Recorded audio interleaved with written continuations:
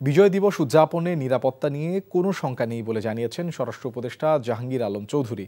বিজয় দিবস ২০২৫ উদযাপন উপলক্ষে স্বরাষ্ট্র মন্ত্রণালয়ে অনুষ্ঠিত আন্তঃমন্ত্রণালয় বৈঠক শেষে তিনি এ কথা জানান। নির্বিঘ্নে বিজয় দিবস উদযাপনে আইনশৃঙ্খলা বাহিনীর সব ধরনের প্রস্তুতি আছে বলেও উল্লেখ করেন উপদেষ্টা। বিজয় দিবস উপলক্ষে ন্যাশনাল প্যারেড গ্রাউন্ডে প্রতি বছর যে বিজয় দিবস প্যারেড আয়োজন করা হয় তা এবারও হচ্ছে না বলে জানান জাহাঙ্গীর আলম চৌধুরী।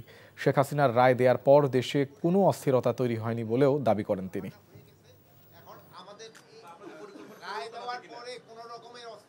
রায় দেওয়ার পরে কোনো রকমের অস্থিরতা সৃষ্টি হয় নাই এবং বিজয় দিবসেও কোনো রকমের অস্থিরতার কোনো সম্ভাবনা নাই। কোনো পরিবর্তন আছে কিনা কর্মসূচির ক্ষেত্রে? কোনো কর্মসূচিও কোনো ধরনের পরিবর্তন নেই। সব কর্মসূচি আগেও যেভাবে হয়েছে এখনো একইভাবে হবে, বরঞ্চ আগের থেকে আরো বেশি হবে।